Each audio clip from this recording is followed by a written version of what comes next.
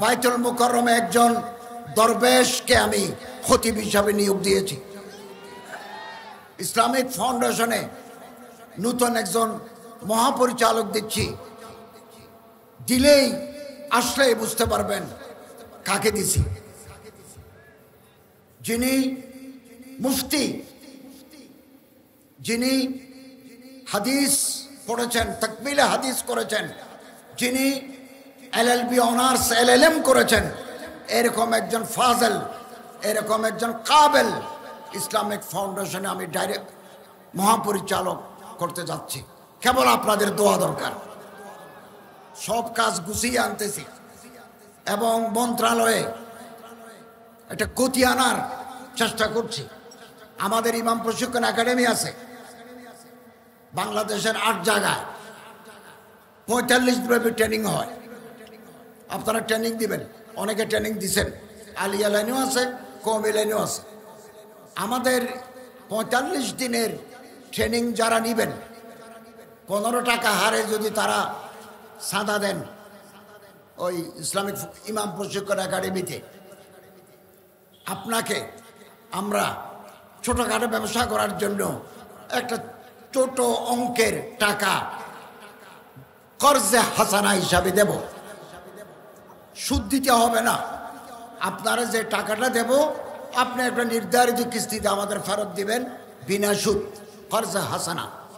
আর আপনি যদি অসুস্থ হয়ে যান, ক্যান্সার, আলসার, লিভার সিরোসিস এ জাতীয় কোনো মারাত্মক রোগে আক্রান্ত হন, আমরা আপনাকে এককালীন দেব।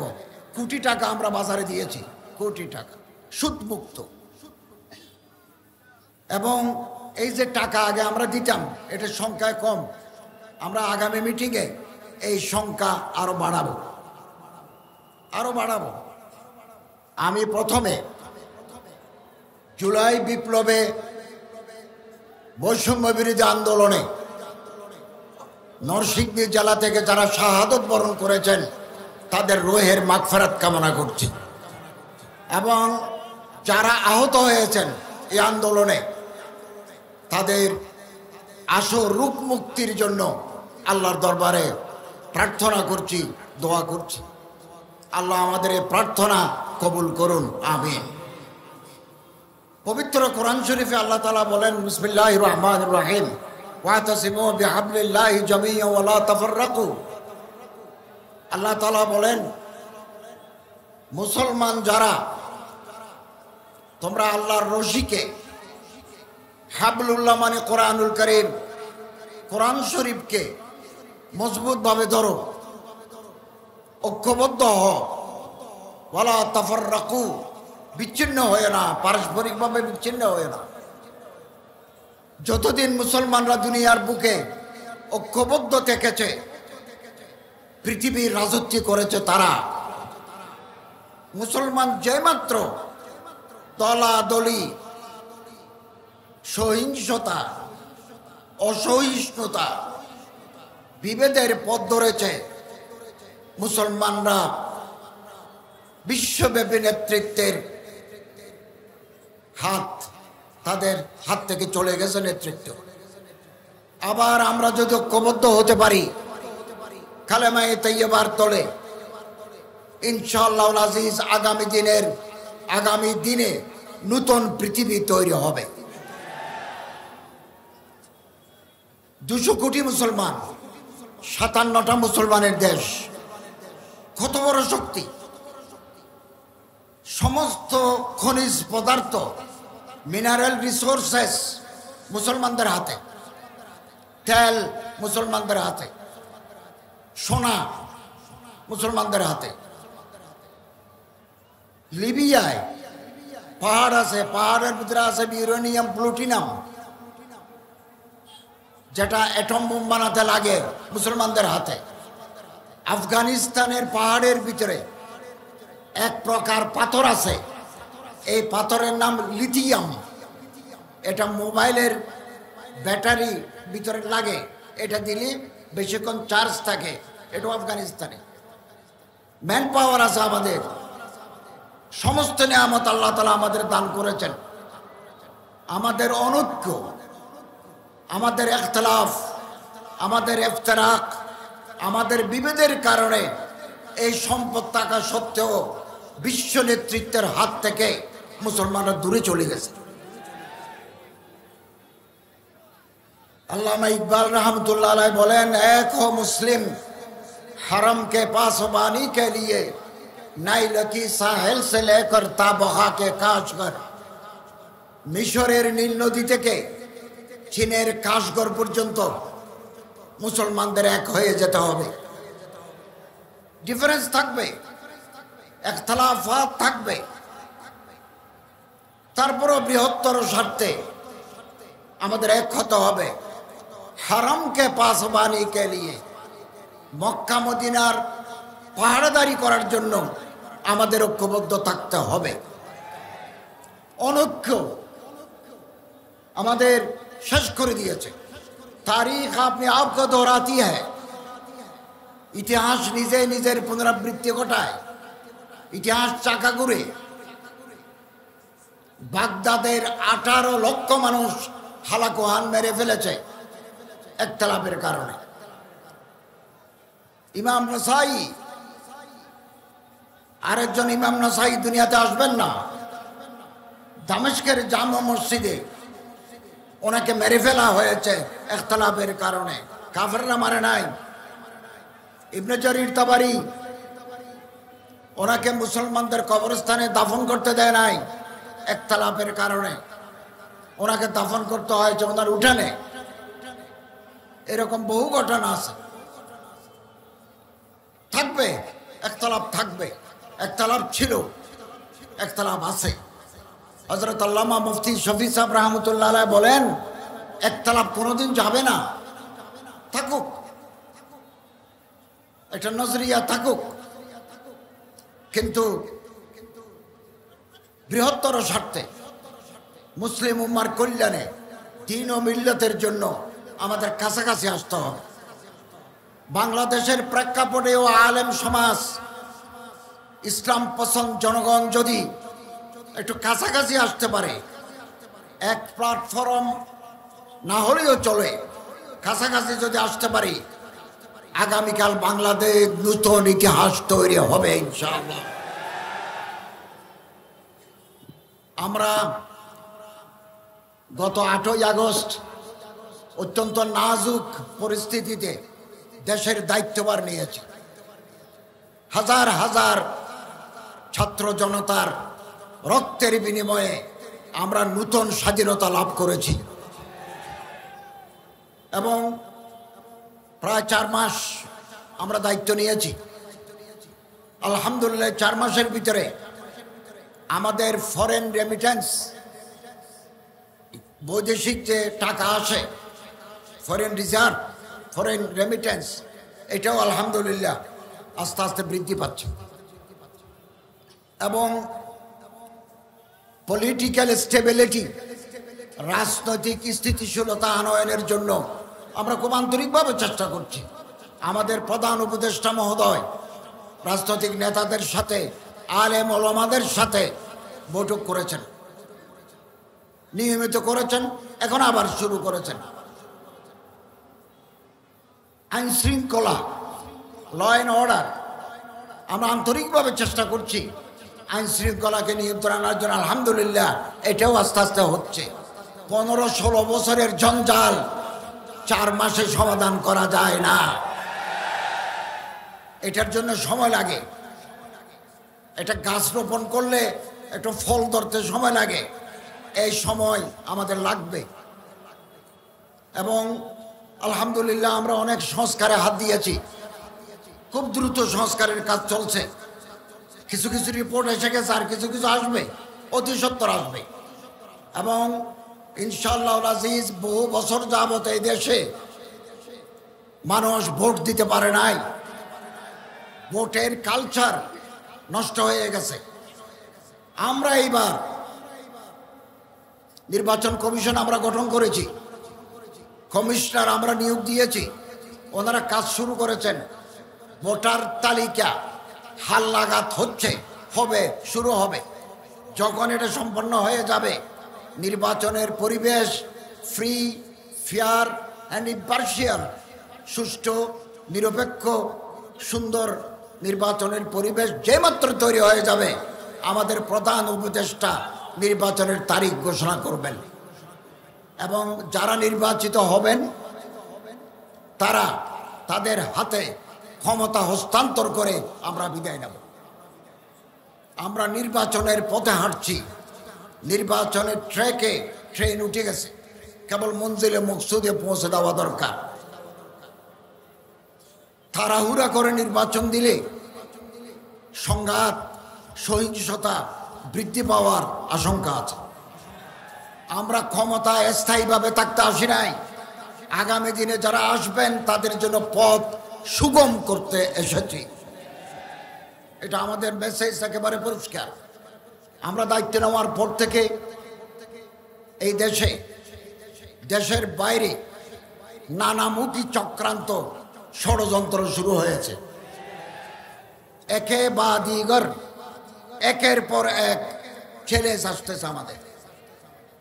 রাত দিন আমরা পরিশ্রম করছি, একের পর এক চ্যালেঞ্জ আসতেছে, কখনো এই কখনো সেই। এভাবে কখনো মন্দিরে হামলা হয়েছে বলে প্রচারণা চালায়, কখনো আবার মাজারে হামলা, কখনো গার্মেন্টস, কখনো আনসার, একটার পর একটা। আলহামদুলিল্লাহ, আল্লাহ তাআলার রহমতের ভিত্তিতে আমরা সমস্ত চ্যালেঞ্জ মোকাবেলা করতে সক্ষম হয়েছি। আমরা যদি ঐক্যবদ্ধ থাকি, আমরা যদি একে অপরের হাত ধরি, ওয়াতাসিমু বিহাবলিল্লাহ জামিয়া, এটা মানি চলি, কোন চক্রান্ত ষড়যন্ত্র বাংলার জমিনে সফল হবে না। কেবল আমাদের ঐক্যবদ্ধ শক্তি দরকার। এবং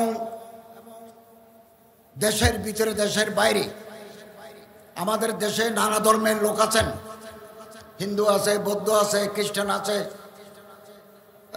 নৃতাত্ত্বিক জনগোষ্ঠী আছে, বহু জাতি বাস করে এখানে। তাদের প্রত্যেকের সংবিধান মতে প্রত্যেকের অধিকার আছে, রাইটস আছে। তারা ব্যবসা করতে পারবেন আমাদের মতো, বাণিজ্য করতে পারবেন, চাকরি করতে পারবেন, কৃষি খামার করতে পারবেন, ধর্ম পালন করতে পারবেন, ধর্ম চর্চা করতে পারবেন। সংবিধান মতো কোনো বাধা নাই, ইকুয়াল রাইটস, সমান অধিকার আছে। এবং এই দেশে আবহমান কাল ধরে বিভিন্ন জাতিগোষ্ঠীর মানুষ শান্তিতে বসবাস করে আসছে। সারা দুনিয়াতে সংখ্যালঘু আছে, মেজরিটি মাইনরিটি, আকলিয়ত আকসারিয়ত। মিয়ানমারে আছে, রোহিঙ্গাদের কি দশা হয়েছে, ভারতে সংখ্যালঘু আছে, কি দশা হয়েছে, কি মর্মান্তিক দশা হয়েছে ভারতের মুসলমানের। আমেরিকায় মাইনরিটি বলতে সাদা কালা, ব্ল্যাক অ্যান্ড হোয়াইট, কালা এবং সাদা, গায়ের চামড়া কালা, গায়ের চামড়া সাদা, দুদলের ভিতরে মারামারি। একেবারে মার্কেটের পর মার্কেট চালাই দিছে লস অ্যাঞ্জেলেস নামক এলাকায়। অ্যাপার্থাইড প্রবলেম, মানুষ মারা যায়। এরকম সারা দুনিয়ায়, দক্ষিণ আফ্রিকায়, সারা পৃথিবীর তুলনায় বাংলাদেশের সংখ্যালঘু জনগণ শান্তি, স্বস্তি, আরামের ভিতরে আছেন। আমরা বারবার বলেছি, কোন সংখ্যালঘুর বাড়িঘর যদি কেউ আক্রমণ করে, কোন উপাসনালয় যদি কেউ অপবিত্র করতে চায়, আমাদের আইন শৃঙ্খলা, আমাদের পুলিশ আছে, আমাদের র্যাব আছে, আমাদের বিজিবি আছে, ল এনফোর্সিং এজেন্সিস আছে। আমরা মুহূর্তের ভিতরে তাকে চিহ্নিত করব এবং ধরে আইনের আওতায় এনে দৃষ্টান্তমূলক শাস্তি দেব। এটা আমাদের কমিটমেন্ট। আমরা দায়িত্ব নেওয়ার পরে খেয়ে বা কারা আধারের ভিতরে ঢিল মারে দিলে ধরব কি করে? আপনারা সিসিটিভি লাগান, ক্লোজ সার্কিট ক্যামেরা লাগান, তাহলে ধরা পড়ে যাবে কারা করে, ধরা পড়ে যাব। এবং আমরা ধরছি, আইনের আওতায় আমরা আনছি তাদের। আইনের ভিতরে আমরা আনছি, বিচার করার চেষ্টা করছি। অতএব দেশের বাইরে ভয়েস অফ আমেরিকা একটা জরিপ চালিয়েছে বাংলাদেশে, আগের তুলনায় সংখ্যালঘু জনগণ কেমন আছেন। এদেশের 64% 64% মানুষ বলেছে আগের তুলনায় এদেশের হিন্দু, বৌদ্ধ, খ্রিস্টান, পাহাড়ি গোষ্ঠী আরামে এবং শান্তি স্বস্তিতে আছেন। তারপরেও বাইরে নানা মিথ্যা প্রচারণা চালায়। আমরা যদি ঐক্যবদ্ধ থাকি ইনশাআল্লাহ আজিজ এই অসত্য প্রচারণা আমরা ব্যর্থ করে দিতে বাধ্য হব। আমরা পারবো ইনশাআল্লাহ, একমাত্র একাত্মতা শক্তির মাধ্যমে। আমরা দায়িত্ব নেওয়ার পরে আমি হজের প্যাকেজ 1 লক্ষ টাকা কমিয়েছি। বাতের খরচ 40,000 টাকা যদি বাতও দিই, তারপরে 70,000 টাকা কমিয়েছি। গতকালও আমি বিমানমন্ত্রীর সাথে কথা বলেছি, আরো কোনো কমানো যায় কিনা, এবং আগামীকাল মন্ত্রী পরিষদের সভা, ওখানেও তুলব কথা যে আরো কোনো কমানো যায় কিনা। কিছু কিছু আমাদের সীমাবদ্ধতা আছে। 3 পার্টে হাজিদের টাকা দিতে হয়, বিমান, ঘর ভাড়া, সৌদি আরবকে একটা টাকা দিতে হয়, মিনা মুজদালিফা আপনি থাকবেন, খাবেন, ওনার জন্য টাকা দিতে হয়। সব জায়গায় আমরা কমাতে পারি না, যে যে জায়গায় কমাতে পারি 1 লক্ষ টাকা কমিয়েছি, আরো কমাবার চেষ্টা করছি। যে টাকা আমরা নেব ওখানে যদি 1000 টাকাও বাঁচে, আমরা আবার হাজিদেরকে টাকা ফেরত দেব। এবং বিভিন্ন যে সিন্ডিকেট ছিল, আমরা দায়িত্ব নেওয়ার পরে সিন্ডিকেট ভেঙে দিয়েছি। আপনাদের সহযোগিতা দরকার, আপনাদের পরামর্শ দরকার। আমাদের কাছে লিখবেন পরামর্শ, সহযোগিতা আমরা আপনাদের চাই। কওমি মাদ্রাসার সনদ, হাইয়াতুল উলিয়ার সনদ, এটা আগের গভর্নমেন্ট দিয়েছে। এখন এটার প্র্যাকটিক্যাল অ্যাপ্লিকেশন কোথায় কোথায় ওনারা খেদমত করতে পারবেন, এটার জন্য একটা তালিকা করে আমি শিক্ষামন্ত্রীকে দেওয়ার জন্য প্রস্তুত করেছি। ওনার সাথে মুখে কথাও বলেছি। ইনশাআল্লাহ আজিজ আমরা দায়িত্বে থাকতে হাইয়াতুল উলিয়ার সনদ যারা পাবে তারা বিভিন্ন জায়গায় খেদমত করার সুযোগ পাবেন। আলজেরিয়ার রাষ্ট্রদূত, পাকিস্তানের রাষ্ট্রদূত, তুরস্কের আল মুআসসাসা দিয়ানা, ওনাদের চিফ আমার সাথে দেখা করেছেন। আমি বলেছি কলেজ ইউনিভার্সিটির ছাত্রদেরকে আপনারা বৃত্তি দিচ্ছেন, ভালো। আলিয়া লাইনের ছাত্রদেরকে আপনারা বৃত্তি দিচ্ছেন, ভালো। কওমি মাদ্রাসার ছাত্র, হাইয়াতুল উলিয়ার পাস করা ছাত্রদেরকে আপনাদের বৃত্তি দিতে হবে। ওনারা রাজি হয়েছেন। আমাদের কোনো ছাত্র হাইয়াতুল উলিয়া থেকে ভালো পাস করে আলজেরিয়ার কোনো ইউনিভার্সিটিতে যদি আরবি সাহিত্য, আল ফিকহুল ইসলামী, তারিখুল ইসলামী, মুকারানাতুল আদিয়ান, তুলনামূলক ধর্মতত্ত্ব, এই বিষয়ে পড়াশোনা করতে চায়, আপনারা ইউনিভার্সিটি পছন্দ করবেন। তারা যদি আপনাকে নিতে রাজি হয়, আপনার ভিসা সুযোগ সুবিধা আমি লিখে দিলে আলজেরিয়ার রাষ্ট্রদূত বলেছেন আমরা পাস করে দেব।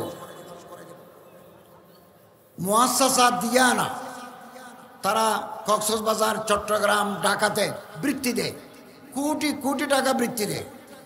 এখানকার ভালো ভালো ছাত্র, গরিব মানুষ, তাদেরকে স্কলারশিপ দেয়। আমি ওনাকে অনুরোধ করেছি যে ভেফাক, হাইয়াতুল উলিয়া থেকে যারা পাস করবে ওই লাইনের ছাত্রদেরকে আপনারা বৃত্তি দেন। উনি রাজি হয়েছেন। আমাদের একটা উদ্যোগ নিতে হবে।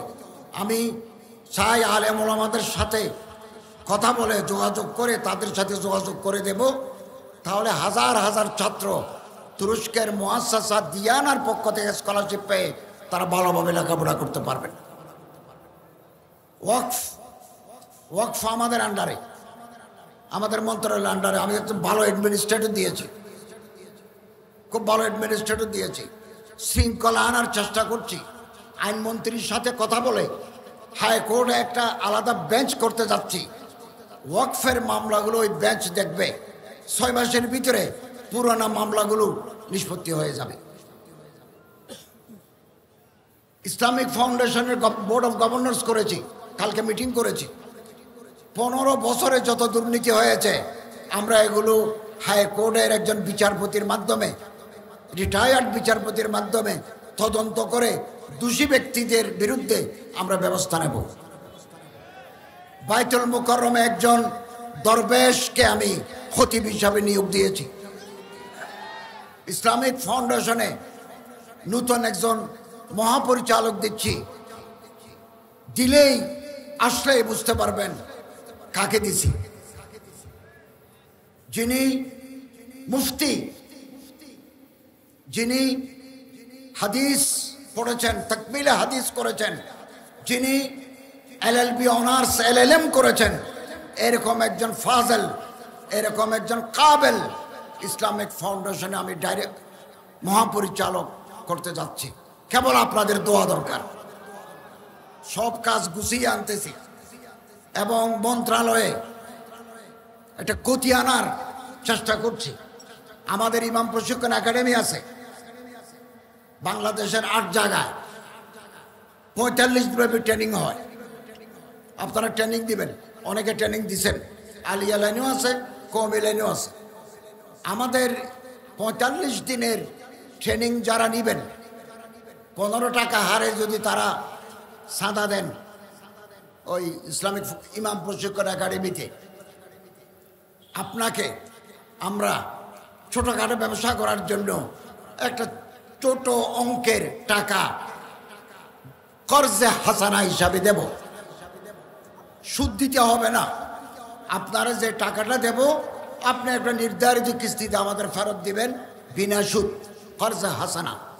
আর আপনি যদি অসুস্থ হয়ে যান, ক্যান্সার, আলসার, লিভার সিরোসিস এ জাতীয় কোনো মারাত্মক রোগে আক্রান্ত হন, আমরা আপনাকে এককালীন দেব।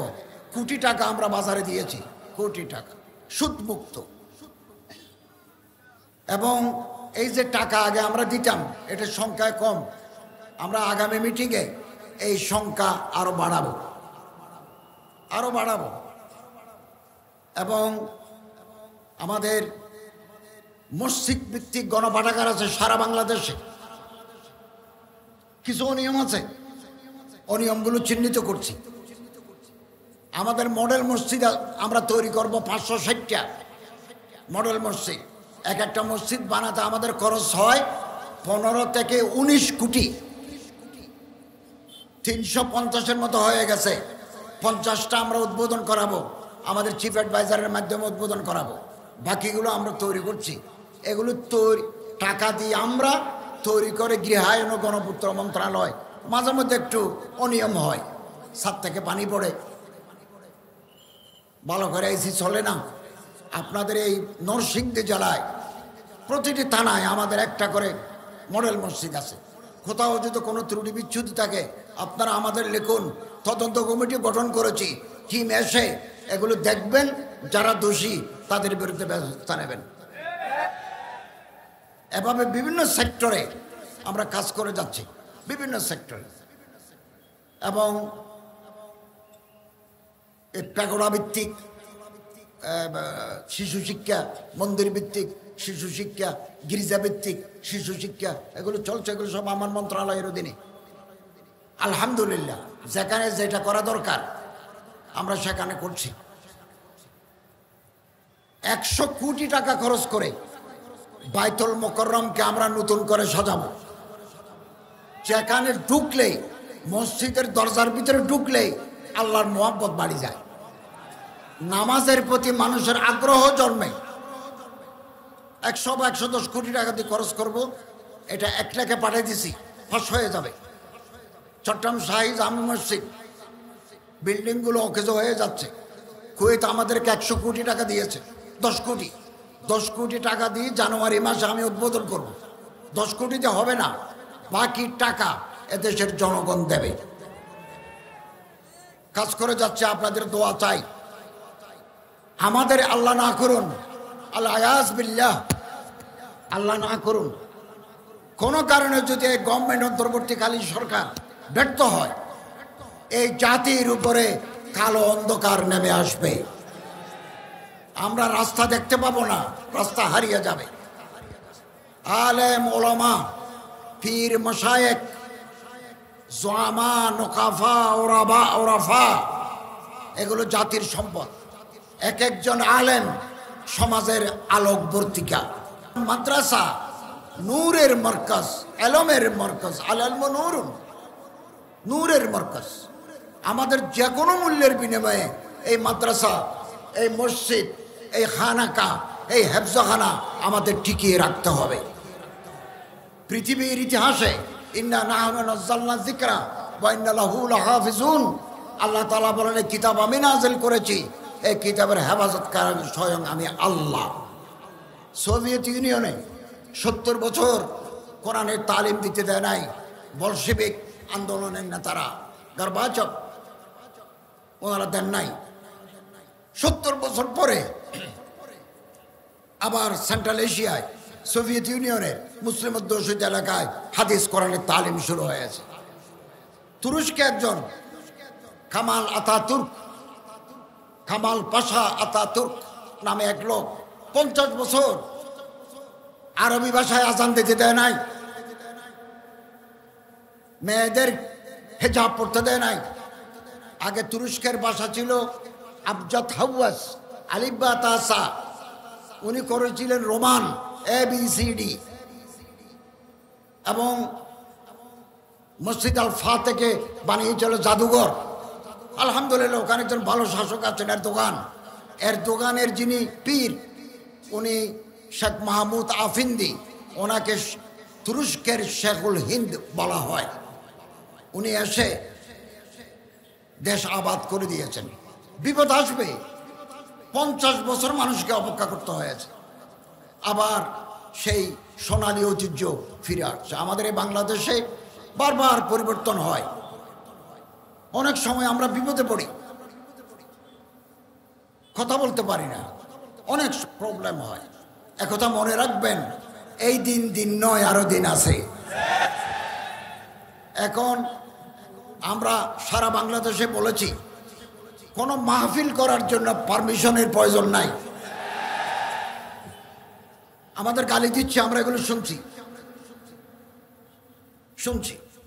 আমি তো বারবার কথা বলছি, আমাদের এই ইন্টারিম গভর্নমেন্ট, সময় কম আমাদের হাতে, আমরা চারিদিকে কিছু সংস্কার সম্পন্ন করে একটা পরিস্থিতি যদি একটা কর্ডিয়াল কনজেনিয়াল অ্যাটমসফিয়ার যদি আমরা তৈরি করতে পারি as early as possible, আমাদের চিফ অ্যাডভাইজার সাহেব নির্বাচনের তারিখ ঘোষণা করবে।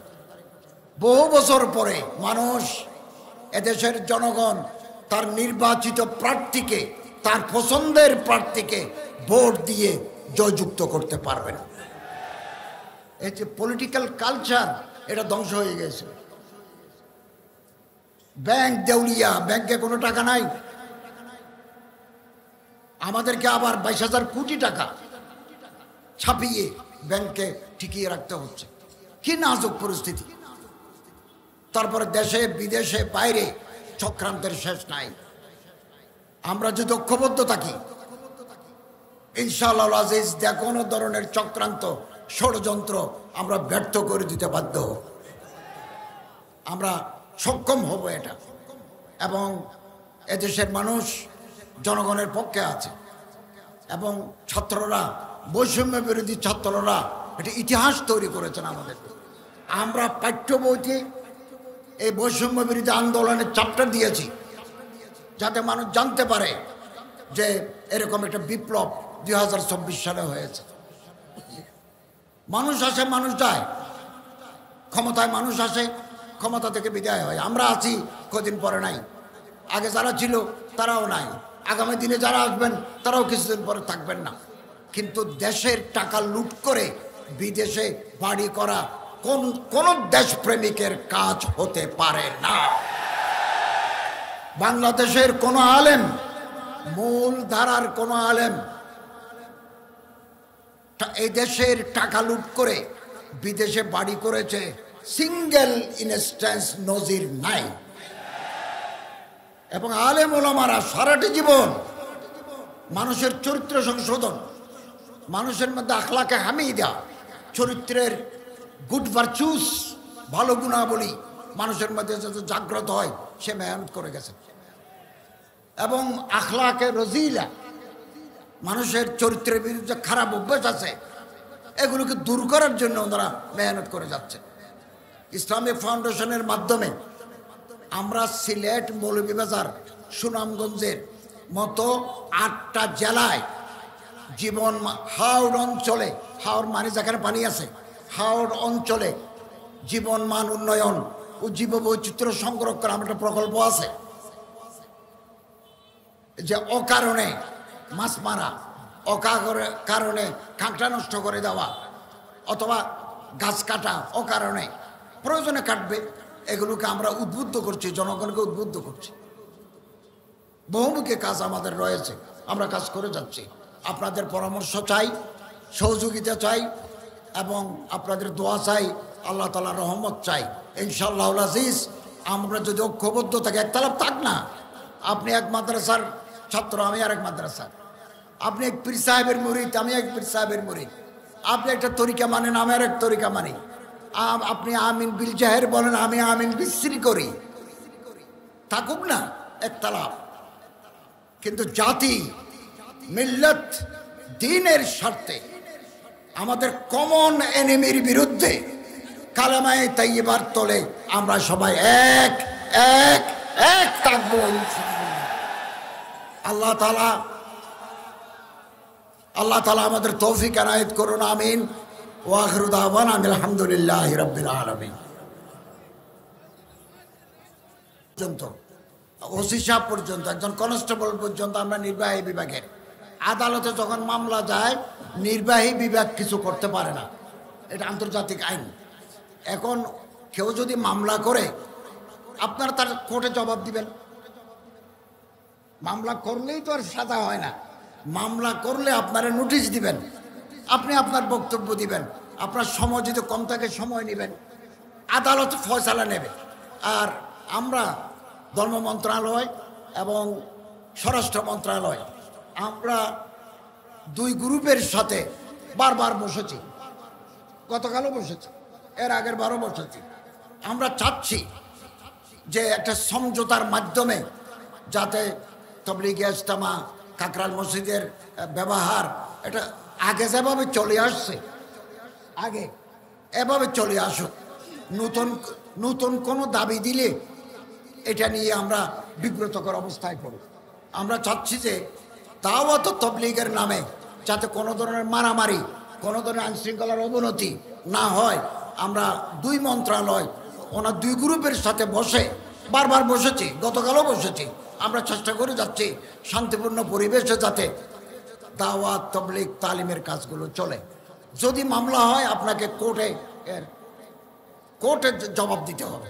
তো ধন্যবাদ আপনাদের সবাইকে, শুকরিয়া, সালাম আলাইকুম।